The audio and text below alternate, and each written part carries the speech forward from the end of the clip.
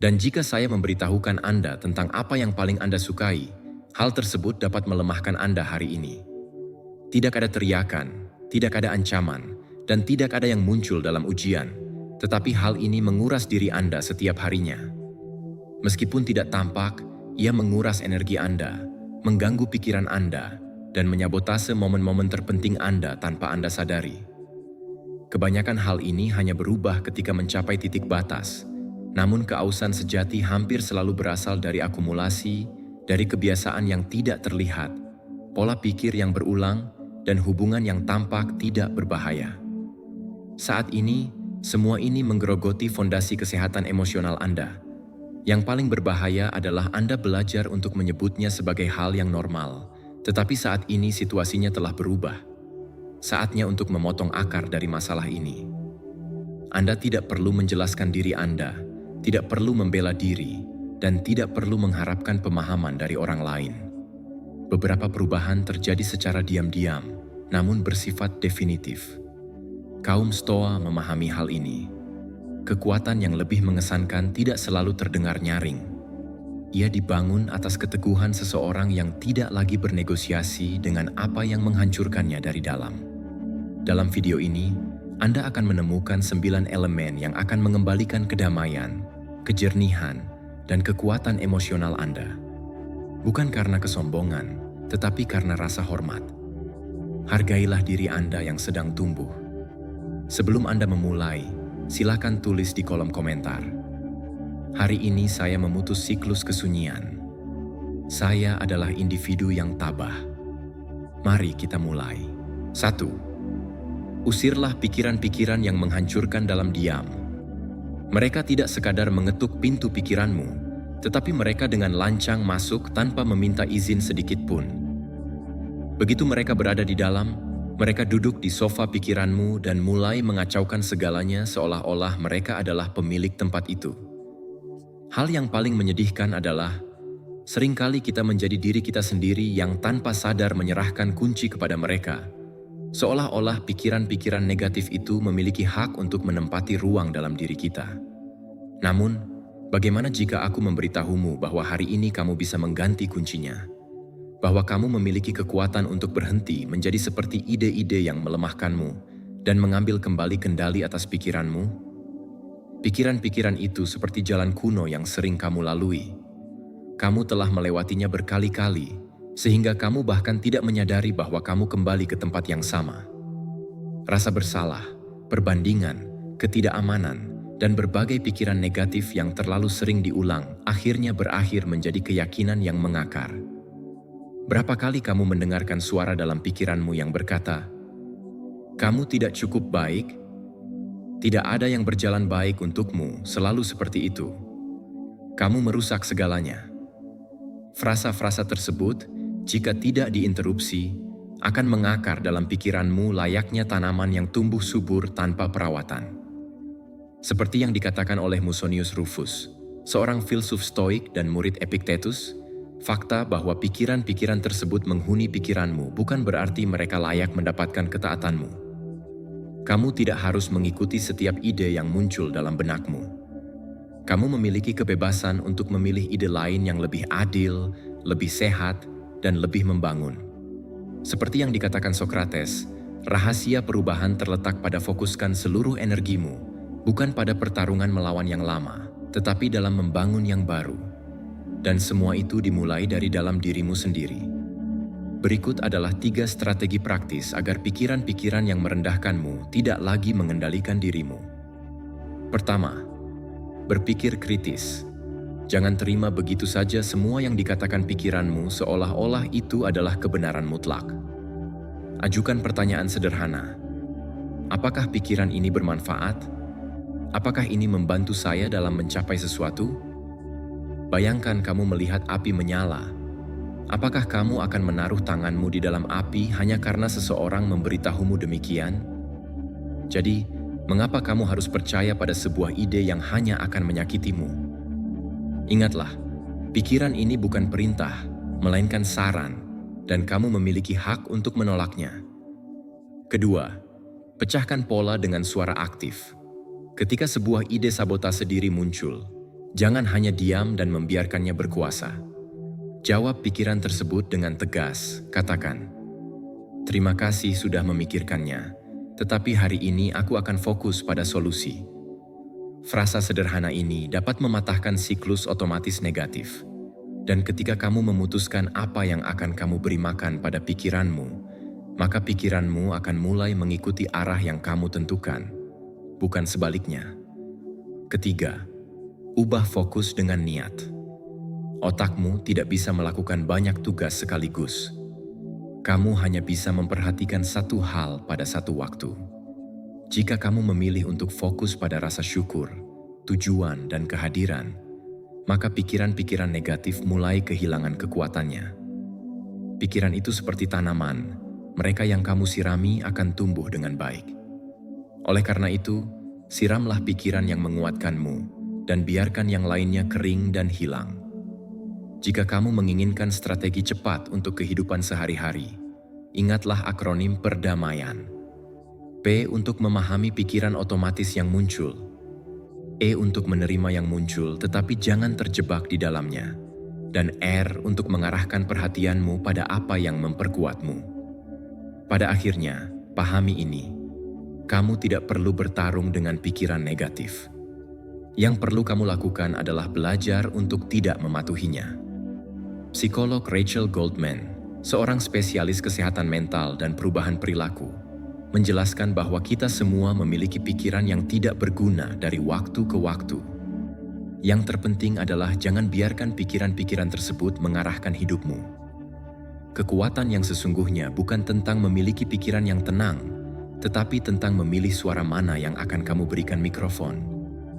Mengatasi pikiran negatif bukanlah tentang memenangkan perang internal, tetapi tentang belajar untuk mengubah bahasa yang kamu ucapkan kepada dirimu sendiri. Bersikaplah tegas tanpa menyakiti dirimu sendiri, bersikap penuh perhatian tanpa menghukum dirimu sendiri, dan jadilah penguasa pikiranmu tanpa menjadi algojo bagi dirimu sendiri. Jadi, ketika pikiran-pikiran ingin mendikte nilai dirimu, ingatlah, kamu memiliki kuncinya. Rumah itu adalah milikmu, dan kamu tidak perlu lagi hidup dengan apa yang membuatmu merasa buruk. 2. Berhentilah mengecilkan dirimu sendiri agar dapat diterima.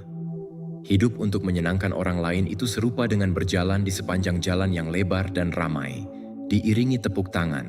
Namun pada akhirnya, jalan itu akan membawamu ke tempat yang tidak kamu inginkan. Kamu mungkin tersenyum di luar, tetapi di dalam hatimu ada keheningan yang mendalam. Ya, kamu bisa berbicara dengan mulut, tetapi hati dan jiwamu tidak sejalan. Pada awalnya, tidak ada yang memperhatikan, bahkan kamu sendiri pun tidak menyadari betapa dalamnya perasaan itu. Rasa takut untuk mengecewakan orang lain adalah rantai yang tak terlihat. Terasa cukup ringan untuk diabaikan, tetapi cukup berat untuk membuatmu terikat dalam ketidaknyamanan. Setiap keputusan yang kamu buat untuk menghindari konflik atau untuk mencoba menyenangkan orang lain memiliki biaya yang harus kamu bayar, dan biayanya tidaklah kecil. Ini adalah apa yang disebut oleh para ekonom sebagai biaya kesempatan. Apa yang sebenarnya hilang setiap kali kamu memilih jalur ini bukan jalur yang lain. Biaya ini bersifat emosional, yaitu ketika kamu berhenti hidup dengan kebenaranmu, kamu menelan keinginanmu untuk memenuhi harapan orang-orang di sekitarmu. Hal ini berarti kamu membuang-buang waktu yang tidak akan pernah bisa kamu kembalikan, berusaha menjadi apa yang mereka harapkan, dan bukan menjadi siapa dirimu yang sebenarnya. Setiap kali kamu mengucapkan ya untuk menyenangkan orang lain, itu mungkin bukan untuk sesuatu yang memuaskan dirimu sendiri. Kamu akan kehilangan energi, kebebasan, waktu seumur hidup, dan yang paling parah, kamu kehilangan dirimu sendiri. Epictetus pernah berkata, "Tidak ada orang yang bebas jika dia bukan pemilik dari dirinya sendiri." Dengan demikian, berusaha untuk menyenangkan semua orang justru akan melepaskan kebebasan itu, menjadikanmu budak dari citra yang kamu kira diinginkan orang lain untuk melihat. Jadi, berhentilah sejenak dan tanyakan pada dirimu sendiri dengan keberanian yang tulus, berapa harga yang harus aku bayar untuk diterima? Mungkin selama ini kamu tidak pernah menghitungnya, Tetapi setiap hari kamu membayar dengan keheninganmu, dengan rencana yang tertunda, dan dengan keinginan yang terabaikan. Setiap pilihan yang kamu buat hanyalah membangun batu bata lain di dinding yang memisahkan dirimu dari keaslianmu. Dan kebenaran yang paling sulit untuk diterima adalah ini. Semakin banyak kamu berusaha untuk menyenangkan orang lain, semakin sedikit kamu menemukan dirimu sendiri. Karena berusaha untuk menyenangkan seluruh dunia hanya akan membuatmu perlahan memudar dari jati dirimu yang sebenarnya. Namun, ada pilihan baru yang bisa kamu ambil. Ketika kamu mulai mengukur biaya tersebut dan memutuskan untuk berhenti membayar harga itu, segalanya akan berubah. Kamu akan mulai memprioritaskan dirimu sendiri, dan ingatlah, ini bukanlah keegoisan. Ini adalah tanggung jawab untuk dirimu sendiri. Hidup dengan cara yang autentik adalah sebuah investasi yang sangat berharga, dan itu adalah salah satu hal terkuat yang bisa kamu lakukan. Mungkin tidak semua orang akan menyukainya, tetapi ada beberapa orang yang menyukainya, dan yang paling penting, kamu akan merasa damai dengan dirimu sendiri. Jadi, tulislah di kolom komentar seperti seseorang yang menandai momen sebelum dan setelahnya. Saya berani. Frasa itu bukan sekadar isyarat, melainkan sebuah penolakan tegas terhadap segala hal yang melelahkanmu, serta sebuah pernyataan berani bahwa kebenaranmu layak mendapatkan ruang, suara, dan kehidupan yang penuh makna. 3. Hindarilah gosip sebelum hal itu mencemari dirimu. Bayangkanlah sejenak pemandangan yang mungkin sering kita temui. Apakah kamu sedang sibuk bekerja? Mengakhiri hari dengan penuh rasa lega, di tengah-tengah pembicaraan santai di lorong kantor, atau di dapur ketika seseorang mendekat dengan nada yang hampir seperti rahasia dan berkata, "Tahukah kamu apa yang terjadi pada gadis di bagian akuntansi?" Atau mungkin yang lebih buruk, saya baru saja mendengar bahwa manajernya terlibat dalam diskusi yang sangat panas dengan tim. Situasi seperti ini hampir menjadi otomatis. Rasa ingin tahu kita menyala seperti percikan api di dalam kegelapan malam. Namun, pertanyaan yang seringkali tidak terlintas dalam pikiran adalah, apakah kita benar-benar memerlukan informasi tersebut? Gosip itu mirip dengan api yang menyala di lapangan yang kering dan gersang. Ia bermula dari percikan kecil yang tampak tidak berbahaya, tetapi dengan cepat bisa meluas di luar kendali, membakar reputasi, merusak hubungan, dan bahkan mengancam integritas diri kita sendiri.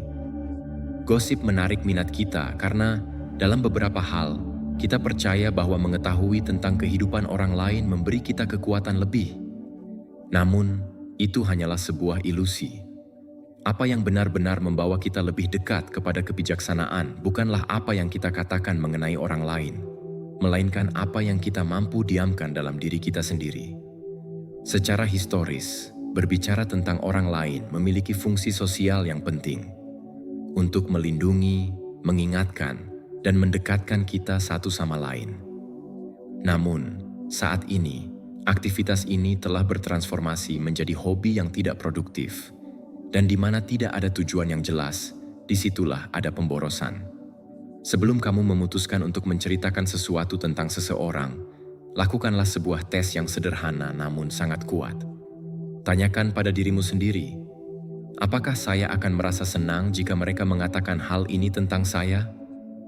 Jika jawabannya tidak, maka mengapa kamu merasa perlu menyebarkan racun itu melalui mulutmu? Sebagaimana yang pernah diungkapkan oleh Seneca, bahasa mencerminkan jiwa. Bila kotor, itu tandanya hati juga perlu dibersihkan. Berbicara tentang kehidupan orang lain, bahkan tanpa niat buruk, sebenarnya mengungkapkan lebih banyak tentang diri kita yang sedang berbicara. Jadi, bagaimana caranya untuk melindungi dirimu dari perangkap umum ini? Berikut adalah 3 langkah sederhana namun sangat berpengaruh. Pertama, latihlah diri untuk diam. Cobalah untuk melewati 1 minggu tanpa membicarakan kehidupan orang lain, tanpa kritik, tanpa komentar, dan tanpa sindiran. Perhatikan bagaimana hal tersebut dapat mengubah suasana di sekitarmu. Kamu akan memberi kesempatan kepada dirimu sendiri untuk menyadari bahwa keheningan yang kamu latih dengan kesadaran bukanlah sesuatu yang kosong. Itu adalah kehadiran yang bermakna. Kedua, ubahlah fokus pembicaraan dengan penuh maksud. Jika ada yang membawa gosip, alihkan perhatian pada hal lain. Katakanlah, saya lebih suka berbicara tentang ide-ide, bukan tentang orang. Bagikan sesuatu yang baru kamu pelajari, sebuah refleksi, buku yang menarik, atau sebuah keraguan yang kamu miliki. Tingkatkan kualitas pembicaraan tanpa memaksakan diri, cukup dengan memberi contoh yang baik. Dan yang terakhir, ambillah napas dalam-dalam sebelum bereaksi. Gosip seringkali datang sebagai dorongan impulsif, tetapi dengan menarik napas dalam-dalam sebelum menjawab, kamu bisa menciptakan ruang antara kesalahan dan kebijaksanaan. Jeda tersebut menjadi batas antara kebiasaan lama yang tidak produktif dan pilihan baru yang lebih bijaksana. Jika pada suatu ketika kamu terjebak dalam perangkap gosip, itu tidak masalah. Pertanyaannya bukanlah untuk menjadi sempurna, tetapi untuk menjadi sadar. Setiap kata yang kita ucapkan adalah sebuah pilihan, dan setiap pilihan tersebut mengungkapkan jenis kehidupan yang kita jalani. Berbicara dengan cara yang disengaja dan disiplin bukan hanya merupakan bentuk pengendalian diri, tetapi juga menunjukkan rasa hormat terhadap diri sendiri, serta menghormati orang lain di sekitar kita.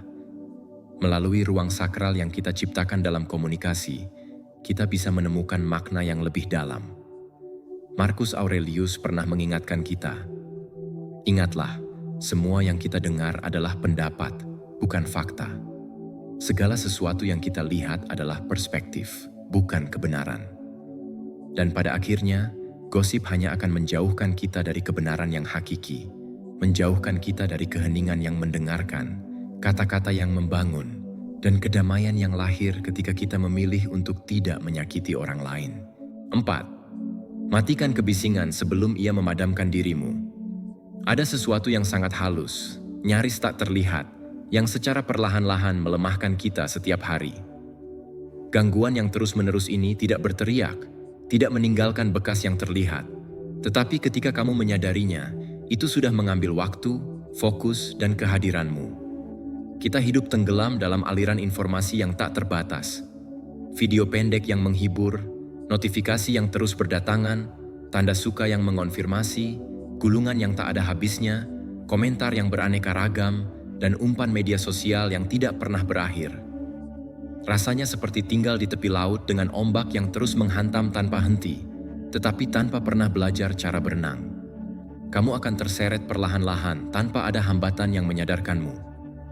Dan yang paling menyedihkan adalah kita bahkan tidak menyadari hal ini. Kita memulai hari dengan penuh niat dan semangat, namun di akhir hari, pikiran kita dipenuhi dengan kelelahan dan kebingungan, tanpa melakukan sesuatu yang benar-benar mendekatkan kita kepada sosok yang kita impikan untuk menjadi. Pertanyaannya sederhana dan langsung. Siapa yang benar-benar memegang kendali? Apakah itu kamu atau justru layar yang ada di depanmu?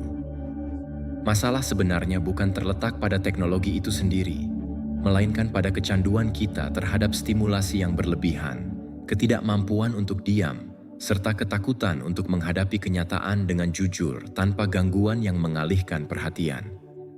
Marcus Aurelius, seorang filsuf dan pemimpin besar, menulis di tengah keheningan total meskipun berada di tengah perang yang berkecamuk.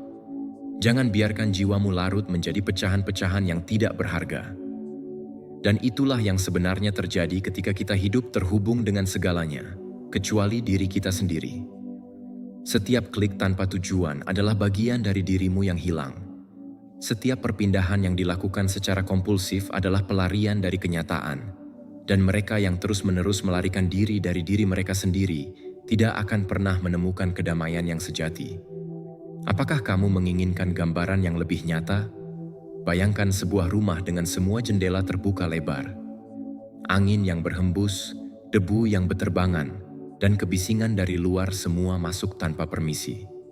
Sekarang, bayangkan mencoba untuk bermeditasi di tempat yang seperti itu. Tentunya hal itu terasa mustahil. Inilah gambaran pikiranmu ketika kamu hidup terpapar ribuan rangsangan tanpa filter yang jelas. Kamu tidak sepenuhnya hadir, hanya bereaksi tanpa arah. Namun disinilah muncul sentuhan filosofi stoik yang dapat membantu. Kamu tidak perlu membenci teknologi atau menjadi ekstremis dalam pandanganmu. Yang kamu butuhkan adalah disiplin, kejernihan, dan niat yang kuat. Memutuskan untuk mengambil jarak dari dunia luar bukanlah tindakan pelarian, melainkan tindakan perlindungan untuk diri sendiri. Ini adalah upaya untuk membangun dinding tak terlihat di sekitarmu demi menjaga kejernihan mental. Dan semua ini dimulai dengan keputusan kecil yang bisa kamu ambil. Sisihkan waktu 30 menit setiap hari untuk berada dalam keheningan, untuk mengabaikan notifikasi yang tidak mendesak, dan pilihlah dengan bijak konten yang kamu konsumsi. Sama seperti kamu memilih dengan hati-hati apa yang kamu masukkan ke dalam tubuhmu. Setiap kali kamu melakukan hal tersebut, kamu mengirimkan pesan yang jelas kepada otakmu. Perhatianku sangat berharga dan aku tidak akan memberikannya kepada hal-hal yang tidak bermakna. Moderasi digital adalah kebajikan baru di era ini. Di dunia di mana semua orang terjebak dalam berbagai gangguan, seorang revolusioner sejati adalah orang yang tahu kapan harus berhenti dan merenung. Karena pada akhirnya, fokus utama kita adalah pada kebebasan. Dan di mana ada kebebasan, disitulah kehidupan yang sebenarnya dimulai. 5. Bebaskan dirimu dari harapan yang memenjarakanmu. Harapan yang tidak realistis ibarat fata morgana yang tampak menggiurkan di tengah padang pasir. Semakin keras kamu berlari mengejarnya, semakin jauh kamu merasa tertinggal. Harapan semacam ini menjanjikan kelimpahan, prediktabilitas, dan kesempurnaan yang tampaknya mudah dijangkau. Namun, pada akhirnya, apa yang mereka tawarkan justru berupa frustrasi, kecemasan, dan kelelahan yang tiada henti. Pikiran kita seringkali menciptakan gambaran ideal tentang persahabatan yang sempurna, hubungan yang selalu harmonis, serta rencana hidup yang tak pernah kehilangan arah. Namun, ketika kenyataan tidak sesuai dengan naskah yang kita tulis dalam imajinasi, rasa sakit pun muncul. Bukan karena ada yang salah dalam diri kita, tetapi karena kita mengharapkan segalanya berjalan mulus seperti yang kita bayangkan. Epictetus, seorang filsuf Stoik, dengan tegas menyatakan, "Jangan mencarikan peristiwa sesuai keinginanmu. Harapkanlah bahwa hal itu terjadi sebagaimana adanya, dan hidupmu akan mengalir dengan tenang." Pernyataan ini bukanlah bentuk konformisme, tetapi merupakan cerminan dari kecerdasan emosional yang sejati. Untuk memahami hal ini, kita perlu menyadari bahwa kedamaian sejati tidak terletak pada pengendalian segala sesuatu, tetapi pada kemampuan untuk menyesuaikan diri dengan hal-hal yang tidak dapat kita ubah. Berapa kali kita menunggu seseorang untuk memahami kita tanpa harus berkata sepatah kata pun? Kita berharap agar sahabat kita berpikir seperti kita, pasangan kita dapat menebak apa yang kita rasakan, dan dunia di sekitar kita memahami kita tanpa perlu penjelasan. Harapan yang kaku ini menciptakan dinding tak terlihat yang memisahkan kita dari orang lain. Kita mengharapkan kesempurnaan, padahal setiap orang memiliki keterbatasan, beban, dan luka yang mungkin tidak kita ketahui. Ketika kedamaian kita tergantung pada tindakan orang lain, kita menjadi rapuh, rentan, dan tidak stabil. Demikian pula, kita seringkali memproyeksikan tujuan pribadi kita dengan harapan bahwa kita dapat mengikuti jalur yang telah kita tetapkan. Kita merencanakan segala sesuatu dan percaya bahwa dengan hanya mengikuti rencana tersebut, kita akan mencapai tujuan kita. Namun, hidup ini penuh dengan liku-liku, seperti angin sakal yang tak terduga dan batu-batu terjal yang menghadang di jalan. Jika kita tidak mampu beradaptasi dengan perubahan, kita akan hancur. Harapan yang kaku itu adalah perangkap yang disamarkan sebagai ambisi yang mulia. Bayangkan sebuah ladang subur. Kita mempersiapkan tanah, menabur benih, menyiram tanaman, melindungi dari cuaca dingin, dan melakukan segala yang kita bisa. Namun, kita tidak mengendalikan matahari dan hujan.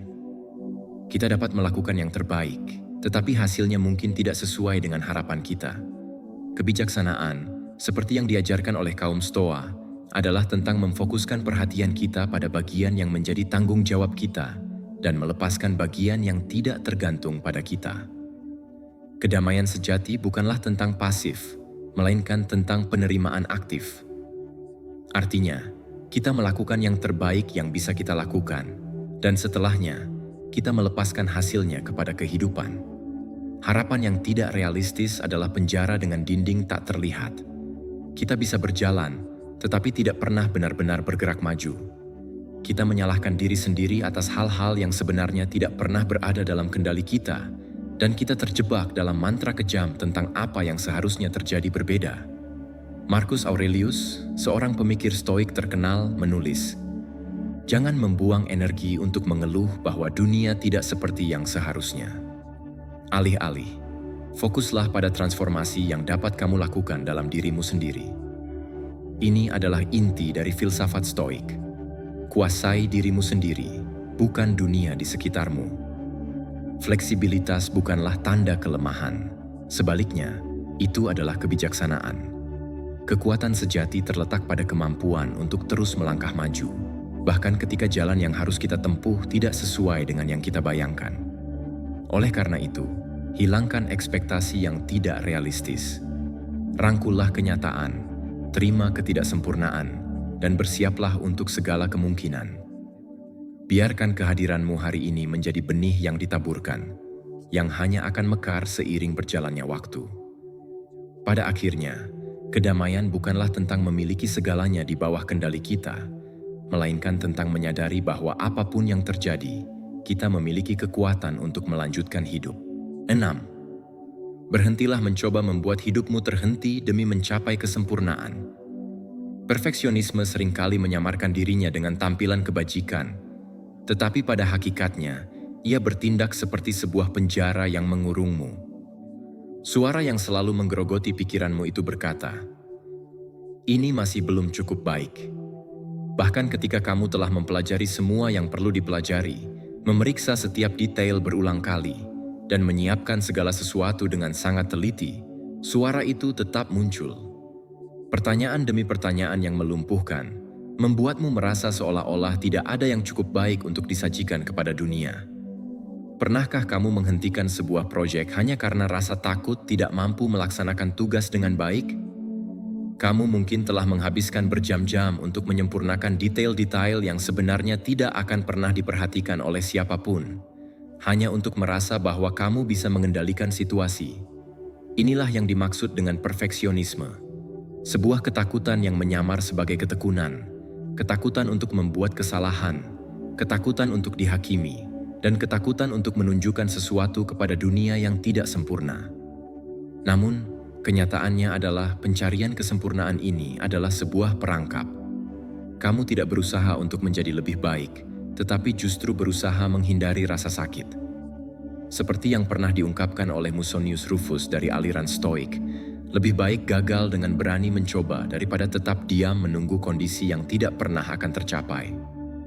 Perfeksionisme itu seperti seorang pengemudi yang mengemudikan kendaraannya terlalu lambat karena takut akan terjatuh. Namun karena ketakutan itu, ia tidak pernah sampai kemana-mana. Dia hidup dalam keadaan mengerem, terjebak dalam suara yang menyerukan kehati-hatian. Namun, apa sebenarnya yang ditakutkan ketika ingin bergerak maju? Banyak orang seringkali membingungkan perfeksionisme dengan keunggulan, padahal keduanya adalah hal yang sangat berbeda. Keunggulan lahir dari praktik, dari pengalaman, dan dari kesalahan yang dilakukan berulang kali dengan penuh kesadaran. Di sisi lain, perfeksionisme adalah usaha untuk menghindari kesalahan bahkan sebelum kamu memulai. Hal ini menciptakan suatu kelumpuhan yang halus, yang mungkin tidak tampak, tetapi berlangsung secara konstan. Oleh karena itu, penundaan seringkali berjalan beriringan dengan perfeksionisme, karena ketika kamu berpikir bahwa kamu hanya bisa bertindak ketika segala sesuatunya sempurna, kamu tidak akan pernah mengambil langkah. Lantas, di mana letak pintu keluarnya? Jawabannya sederhana, tetapi sangat berarti. Mulailah. Meskipun kamu merasa tidak aman, mulailah. Meskipun tulisanmu tampak buruk, meskipun ide-ide yang kamu miliki masih terasa membingungkan, dan meskipun kamu merasa belum sepenuhnya siap, ingatlah seorang pematung. Ia tidak memulai dengan bagian yang sudah sempurna, melainkan dengan sebuah blok mentah. Ia bekerja dengan memukul pahat, melakukan kesalahan dalam setiap pukulan, dan sedikit demi sedikit, karyanya mulai muncul. Draft yang tidak sempurna memberikan ruang untuk pertumbuhan, karena tidak ada kesuksesan yang bisa diraih tanpa langkah pertama yang diambil di jalur yang benar. Marcus Aurelius pernah menulis sesuatu yang sangat penting. Jangan mengharapkan kesempurnaan dari Republik Plato. Berbahagialah dengan kemajuan kecil dan jangan pernah meremehkan kemajuan, betapapun sederhananya. Ini bukanlah sekadar nasihat biasa, melainkan sebuah kebijaksanaan yang dalam. Kehidupan nyata tidak memberi penghargaan kepada mereka yang menunggu kondisi sempurna. 7. Menolak jalan pintas yang menyabotase kehebatanmu. Kaum Stoa memiliki pandangan yang mendalam bahwa kehidupan yang tidak dilalui dengan perlawanan adalah seperti tubuh yang tidak pernah dilatih, rapuh, rentan, dan tidak siap untuk menghadapi beban realitas yang selalu ada di depan kita. Menghindari usaha dan tantangan hanya akan menghambat pertumbuhan diri kita sendiri. Siapapun yang melarikan diri dari jalan yang menuntut lebih dari dirinya sendiri, pada dasarnya sama saja dengan mengabaikan satu-satunya jalur yang benar-benar membangun karakter dan integritas. Mempercayai adanya jalan pintas adalah salah satu cara yang paling merugikan diri sendiri, yang seringkali terjadi secara diam-diam. Jalan pintas tampak efisien dan menggoda, tetapi sebenarnya mereka seperti pintu putar. Kamu masuk dengan penuh harapan dan antusiasme, tetapi keluar dengan hasil yang sama persis, atau bahkan lebih buruk, lebih lelah, frustrasi, dan tanpa kemajuan yang berarti. Kamu juga akan merasa seperti telah membuang-buang waktu dan menjauh dari orang-orang yang dapat membantumu bertransformasi menjadi pribadi yang lebih baik. Cobalah untuk berpikir dengan jernih. Berapa banyak orang yang pernah kamu lihat berusaha mengubah seluruh hidupnya hanya dengan satu solusi cepat? Diet ketat, aplikasi ajaib, metode instan, dan berbagai rahasia lainnya. Namun, semua usaha itu pada akhirnya tidak akan berkelanjutan tanpa adanya usaha nyata yang dilakukan secara konsisten, tanpa komitmen pada praktik sehari-hari, dan tanpa kesabaran dalam menjalani langkah demi langkah. Seperti yang ditulis oleh Dawn Min, tangga yang naik dengan cepat juga jatuh dengan cepat. Semua yang dibangun dengan cepat, mudah hancur, karena apa yang datang dengan mudah akan mudah hilang. Keunggulan sejati tidak didasarkan pada kecepatan, tetapi pada kedalaman dan ketekunan. Di sini muncul sebuah poin penting. Penulis Malcolm Gladwell, ketika mempelajari pola-pola keunggulan, menemukan bahwa setiap individu yang sangat kompeten di bidangnya telah menginvestasikan rata-rata 10.000 jam dalam praktik yang disengaja.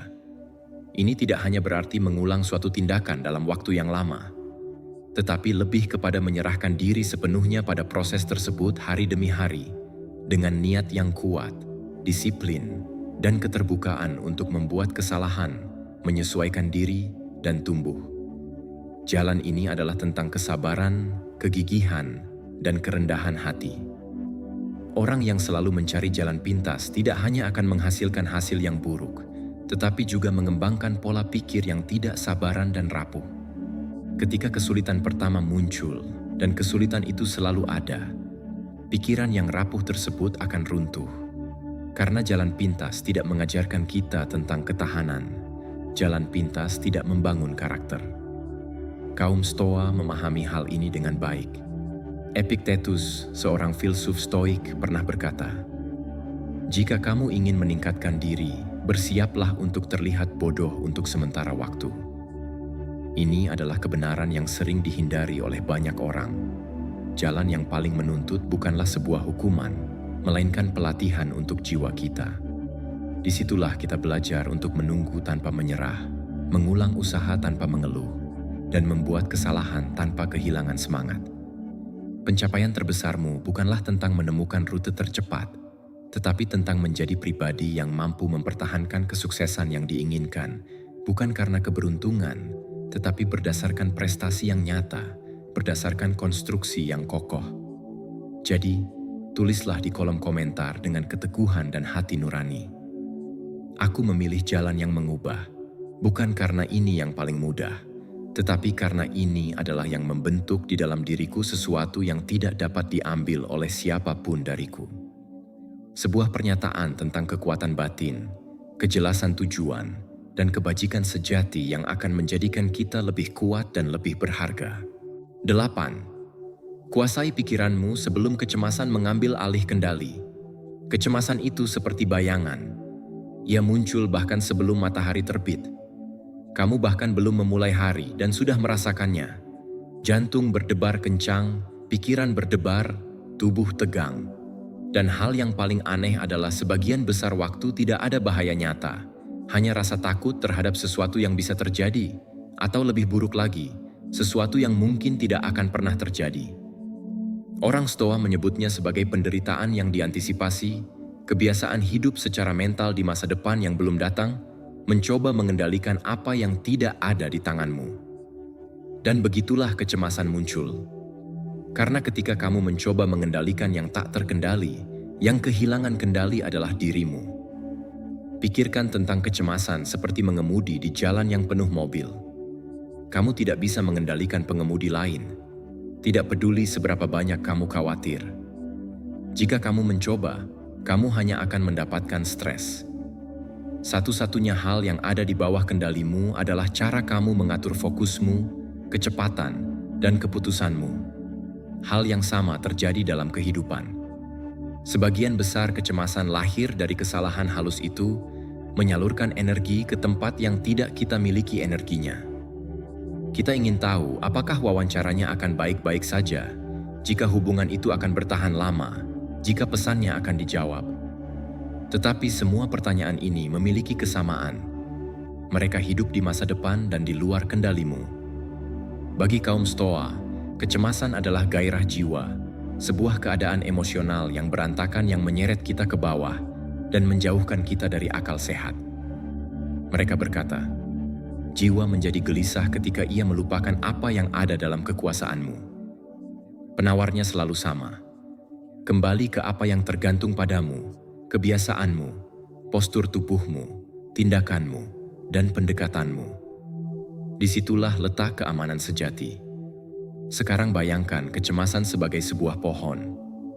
Kamu dapat memotong beberapa cabang ketika gejala muncul, bernapas dalam-dalam, dan mencoba mengalihkan perhatianmu.